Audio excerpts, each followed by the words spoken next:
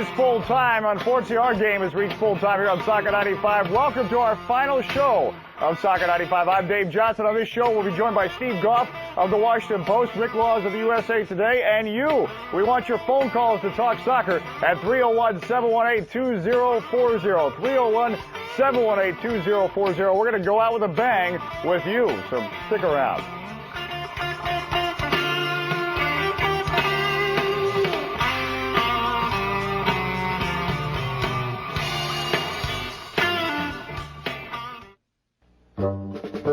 $10,000 responsible drivers switch their car insurance to Geico every week. But there's always room for one more. Geico, a 15-minute call could save you 15% or more on car insurance. A typical car insurance agent is on the job during regular business hours. On the other hand, Geico insurance professionals are on the job 24 hours a day. Geico, a 15-minute call could save you 15% or more on car insurance. Can I interest you in a change of pace? Change? Rebel! Express yourself. Change! Change? Lands on your rebel. Change! Play on a whole new level. Change! Express a different point of view. Change! Change is good. How it looks to you. Rebel! I like change. Change your point of view with EOS lenses and the Rebel X from Canon.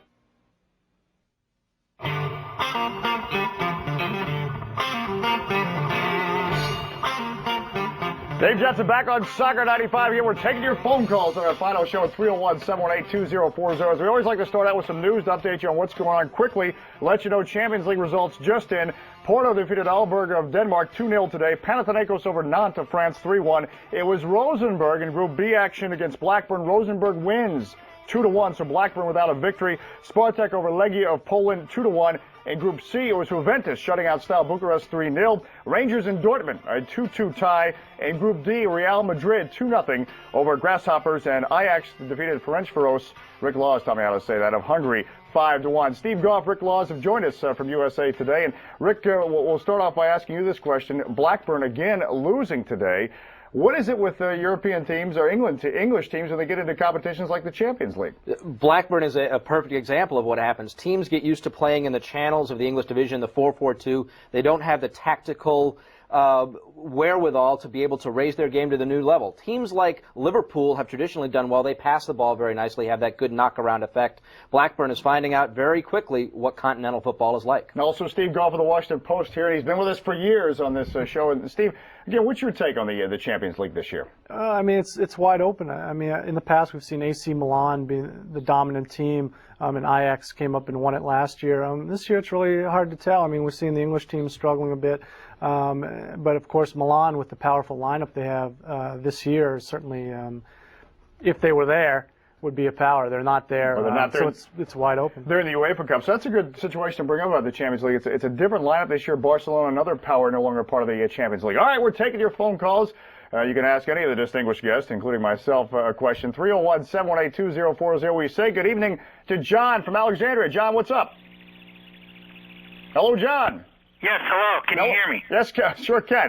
Go ahead. You're on. What's your question tonight? Okay, I've got a question for your two writers there. I wanted to know what is the future of soccer in the United States as far as the fan interest as compared with the participation. I want to know what will it take to get, say, 18 or 20,000 consistently for Major League Soccer in places like Dallas, Kansas City, Denver, Tampa Bay, etc. That might take a half hour itself, but Steve, I'll let you start. Where do we start? I don't know. I mean, there's a base for the national team, but is there a base for Major League Soccer? Right now, there's really nothing to go by. There's no nicknames. There's no logos. There's a few players have been signed, but unless you're a hardcore soccer fan, you don't know who these people are. And in order to get 15 to 20,000, you got to get some names, you got to get some pizzazz, you got to do some marketing. That ain't easy. Who knows? Rick, your take quickly. I think Steve is right on. Obviously, one of the biggest problems, I think, is that this is the league that everybody knows more about, and yet there's no players, no teams, no nicknames, only these 10 cities we've heard about. I think that it's a really tough sell, and it's a much tougher sell 1 year later than it would have been last year, right after World Cup '94. All right, I predict the Washington team name will be United, but that's just a wild guess that I'm predicting. I know, Steve, you agree with me on that. Let's go to Neil from Delaware. Neil, good evening, and good to hear from you again. What's your question? Hey, Dave. Hey. Hey, I was just going to ask you, what's for the Washington head coach? Has anybody been considered here? I read in the paper Soccer America that Bruce Arena might be a prime candidate. Is that true? That is true, but Bruce Arena's got a tremendous situation at the University of Virginia, and I know if I was Bruce Arena, and I'm not speaking for Bruce Arena, it'd be a tough situation to leave because he's built up that program, some security there, and a nice situation in Virginia. Steve, what do you think? Yeah, he has an offer there. It's not good enough for him. The money isn't right. If they reach a certain level, I think he's going to take the job. They haven't met what he wants yet. He's an ambitious guy, and this really is, I think, the next level for him to go to. I think he sees what has happened to Steve Sampson, a former college coach who's now the national team coach and will be the World Cup coach. And Bruce Arena's won all these titles. He's still in the college level. I think he's interested in moving up. Okay, we go to Albert now on the line at 301-718-2040. Good evening, Albert. What's your question? Hi. I was wondering what's up with all these new stupid ideas Rothenberg has about the rule changes, about the kick-ins and the longer, the distance between from the wall and the 60-minute clock. Okay, I wonder how Albert feels about this, those rule changes. Rick, we've heard talk about this. In fact, there's even been some rumblings there's going to be a major press conference October 13th, and they might even announce maybe some kind of rule experimentation. Have you heard anything? I've heard just what the caller heard, Albert, that there is the kick-ins and the 60-minute clock and moving the wall back 15 yards or moving the ball 15 yards if there's encroachment on a wall. The thing that I don't understand about all of this is that Rothenberg says soccer doesn't appeal to the American viewer. Yet you saw 52 games during the World Cup, and every one of those, the stadium was full, and there were people watching around the world, but also here in this country that saw that it was an exciting, vibrant game, and I just don't understand. There were no rule changes in that game. I don't understand why we need to have them for MLS. And I think the kick-in would just slow down the game too much. We'd have too many, even though they tried it actually in the Danish second division, or actually the Belgium second division, and some coaches liked it, some didn't, much like a back pass situation. One thing I would do, though, the 15-yard wall, 15 yards back. We saw it in the A-League. All that means is if it's 15 yards, it's really 13 yards, and that's the problem now with 10 yards. If it's 10 yards, it's really 8 yards. Yeah. We go to Jeff from Richmond. Jeff, good evening. What's your question? Yes. About a week or two ago, I was watching your show, and I couldn't get in, and you all were talking about a World League with just the dominant teams, and I was wondering if that would eliminate the UEFA Champions League. Okay, I think, Rick, that might have been something you and I brought up, and what we were getting at was, Jeff, in answer to your question, a change in the transfer system where it looks like the rich are going to continue to get richer, and there's even been talk that maybe someday that's exactly what we'll see. Right. I called it, for lack of a better name, the European Football League, the EFL. And you look at the way that the NFL is structured in this country, and you look at clubs like AC Milan, Barcelona, Real Madrid, the huge clubs in Europe that have these big-time owners, and a lot of those teams are not in the Champions League. As Steve mentioned, AC Milan playing in the UEFA Cup, as is Man United. That's right. These clubs are not happy about it.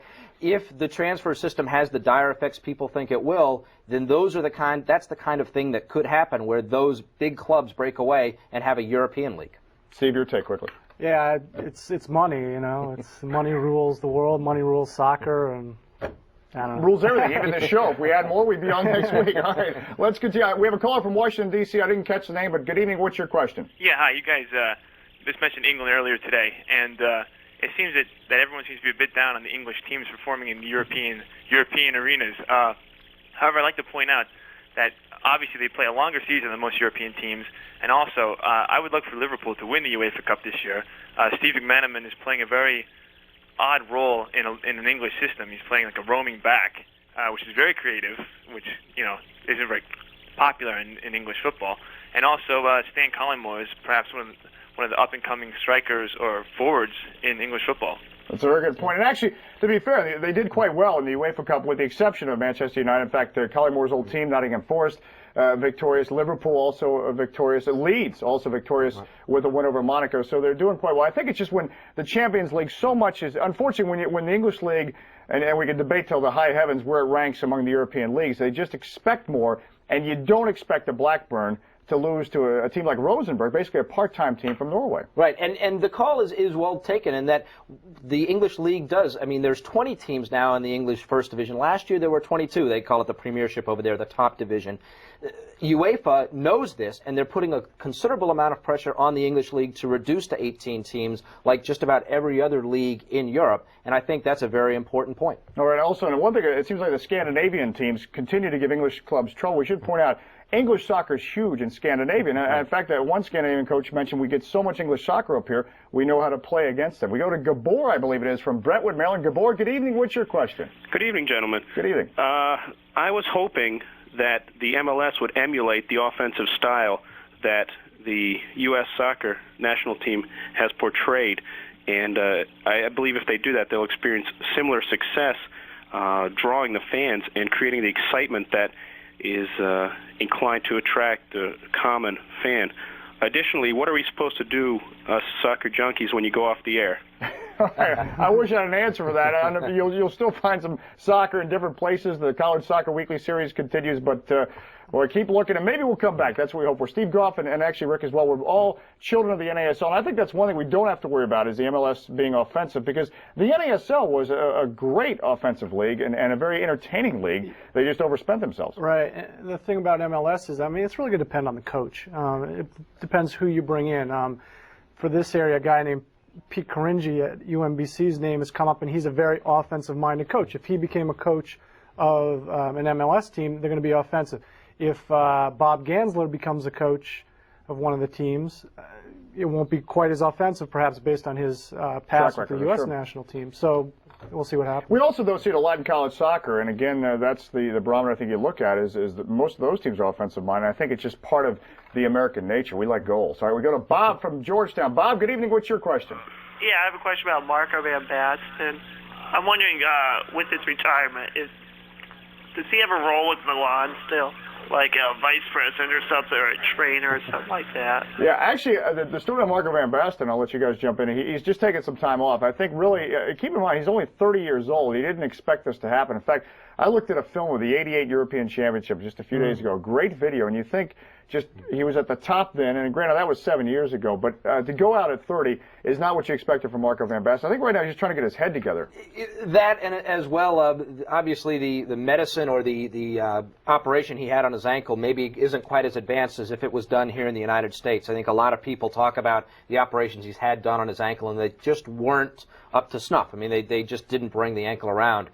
He is technically retired right now, if for no other reason than to free up one of those coveted foreigner spots on Milan's roster. So right now he has no role with the club, but I think that if in 2 or 3 years he's healthy enough, he could be back playing again. All right, Mike from Manassas, our next call at 301-718-2040. Good evening, Mike. What's your question? My question is on the National League, soccer team game against Saudi Arabia coming up in a week and a half or so at RFK Stadium. Right. Do you know if most of the national U.S. team will be playing? Oh, that's a good question, Steve Goff. In fact, you and I were talking about this today. The official roster is probably not going to be released until about Friday, but we expect certainly guys like John Kerr to be back. But what about the European guys? Yeah, some of them will come back because it's an off weekend in Europe because of European qualifying. They're trying to get Casey Keller. They're trying to get Jurgen Sommer in goal. We're not sure what's going to happen with that. Friedel's in Turkey. That's going to be more difficult. But some of the guys in Mexico will come up. The guys who aren't playing right now, like Kobe Jones and Roy Wegerle, Roy Lassiter, they'll probably be playing. Jeff Agus, some other guys with MLS connections will definitely play. But we're not quite sure about the Europeans yet. Lallis, we're not sure. Lallis looks like he's coming, yes. It looks like Lallis is coming. You bring up Jurgen Sommer, that's a good thing. He actually started in goal a couple nights ago. Lost, though, as Tottenham beat Queen's Park Rangers 3-2. But a great story there for the former Indiana grad. Yeah, first keeper to get a full-time job with a Premier League club. QPR, not considered fashionable, a very small club in the western edge of London, but a great effort for him. And actually, at one point, that match QPR was up 2-0. A penalty started Hotspurs back on their way, and they won 3-2. I've been to QPR. Don't tell me it's not fashionable. Loftus Road, it's a great place. We're coming back with more of your questions at 301-718-2040 as we say goodbye on Soccer 95. Stick around.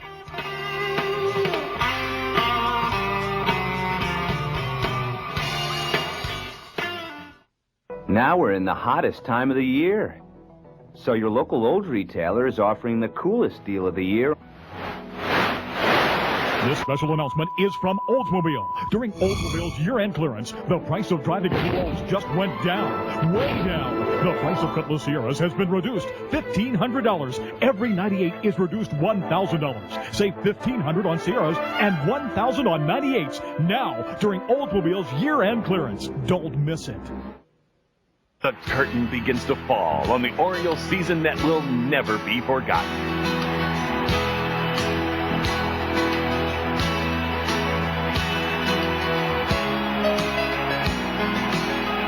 One of our final chances to just say thanks. You gotta see the Orioles go against Toronto.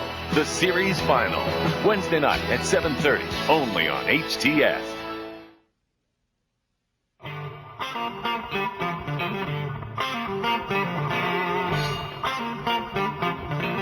All right, Dave Johnson back on Soccer 95 as we say goodbye on Soccer 95 after a terrific run on HTS dating back to May of 1992. And actually, this show predates even me, and it started in 1989 under the direction of a mad Frenchman named Didier Godin. All right, we continue with your phone calls at 301-718-2040 for Steve Goff of the Washington Post and Rick Laws of USA Today. We go to John from Baltimore. John, good evening. What's your question? Hey, Dave. I'm one of those guys who's really sad to see you guys go. I have a comment first. Basically, I'm one of those people that pay for HTS just to watch this show. And my question is, I know Ruud Gullit was signed by Chelsea this past year to play sweeper. Any of you guys know what that situation is going on?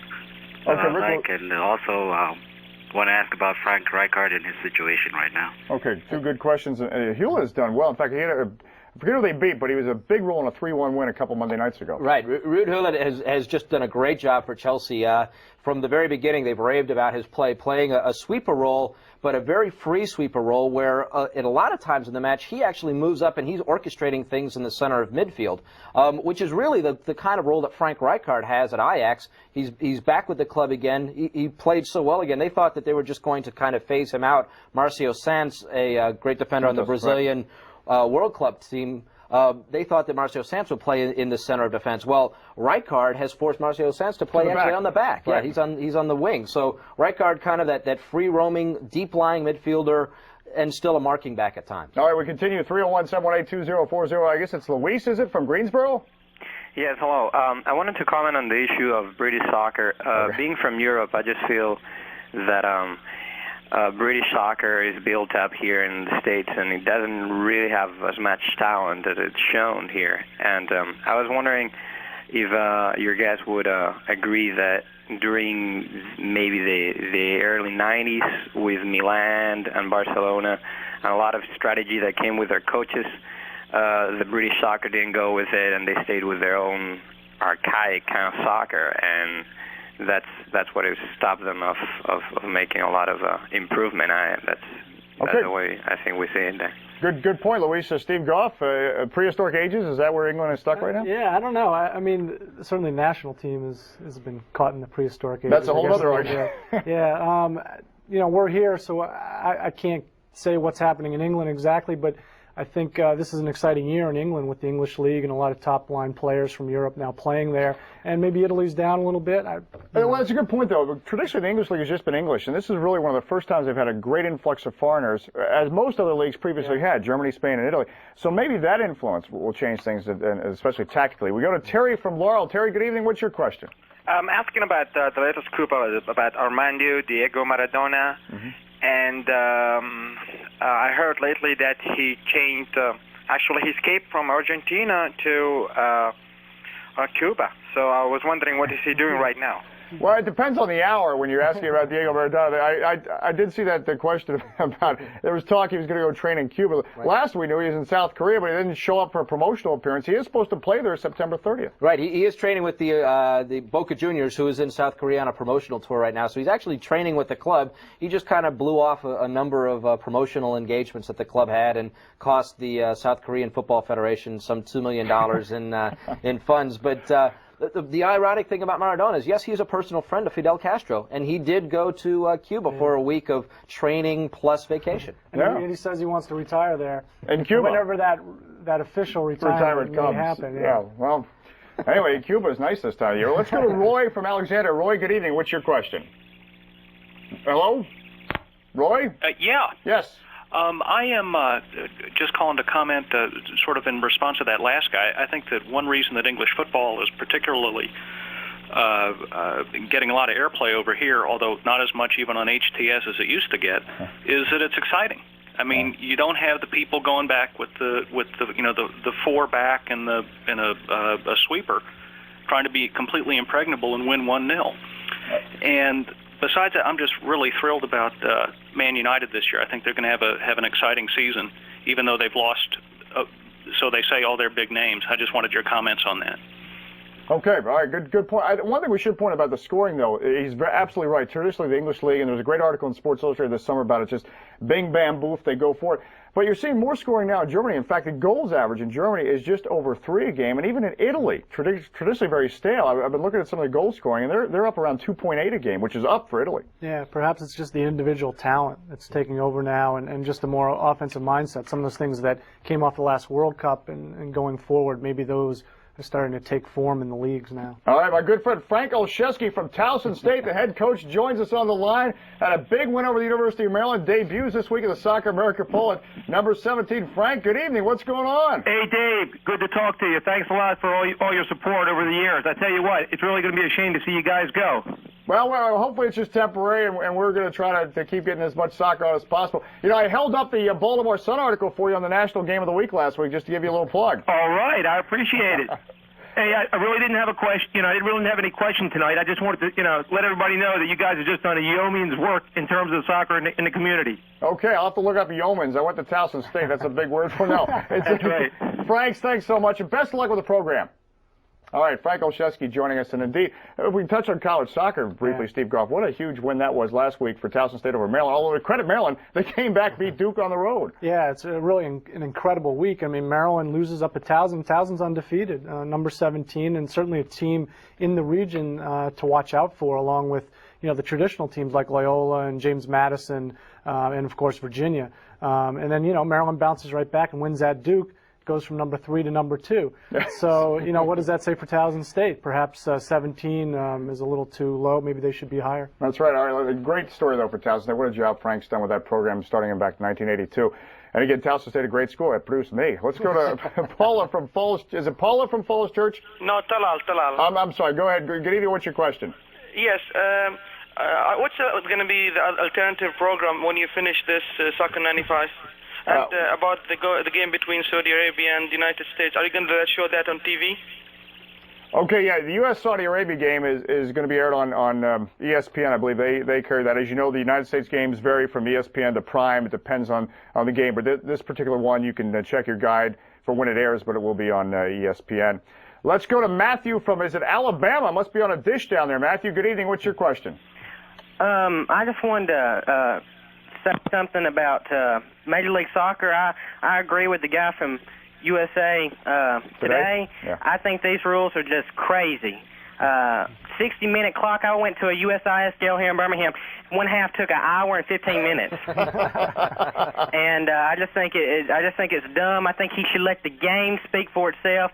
The game will win people over, not changing rules to make the game more fun for the American public. Just like the guy said, people came out in full force to support soccer. You know what? I've never understood about this. And this, I mean, you consider soccer is the most popular sport in the world. And it's very arrogant, I think, of Americans to say, all right, 750 million people around the world, or 1 billion, or whatever it is around the world, think of soccer as their most favorite sport. We're the minority here, yet we say, what can we do to change it? What needs to be changed? Leave it alone, I mean, one of the problems with soccer in this country is we've seen it at the highest level, at World Cup. Now you're going to give us a league which certainly is not at World Cup standards. And because of that, Rothenberg thinks that maybe we got to change the rules to keep the spectators. you know, subtle changes are okay, but to make these drastic changes could hurt the game. I'll tell you what, two things. Get the offside call right, and Vittorio Zacconi of La Stampa of Italy told us last year the way to increase scoring is just call all those fouls in the penalty box. We go to, I believe it's Phil from Seattle, Washington. Phil, good evening. Hi, how are you? Good. Called because I wanted to get your line on expansion for MLS, and also, do you think that they can make it in 20,000-seat stadiums? And what do you think? Well, my take is that's where they belong. And as far as expansion, Seattle deserves. They have the money. They just, as you know, don't have the stadium. But boy, what a great market it would be to have Seattle and a class act like Alan Hinton leading the way. Well, you think of the Seattle Sounders. I mean, ironically, that's what the A-League team is called now. But they were the class team in the old NASL, even to the point that they really wanted to. They created a reserve team, had them playing in leagues up and around the Pacific Northwest, and they really created a great club. And it's really a shame that with all that soccer legacy there, and as well as they draw on the A-League right now, that they aren't involved in the MLS, and that is quite a shame. But I think that the future of the game here is at the 15 to 20,000 seat level right now. You look at the J-League in Japan and how it's taken over that country. All of those games are played in stadiums in front of 15, 20,000 people, and there's people hanging on the doors trying to get in. All right, let's continue. Phone call 301-718-2040. Alex from Radford, Virginia. Is it Radford? Good evening, Alex. Yeah, it's Radford. Good. All right, I would like to know how you feel about the Bolton Wanderers' future in the English Premier League. Oh, that's a tough call. And Rick, the situation with Bolton, though, it's one of those clubs that once they get up, it's like a Crystal Palace. It's so hard to stay up. Right, and you know, obviously Bolton was looking, I think, for one thing. They were looking at 19 home dates where you have Premier League teams coming in. They've already sold off Jason McAteer, probably their best player, an Irish international. Sold him off to Liverpool for nearly £5 million.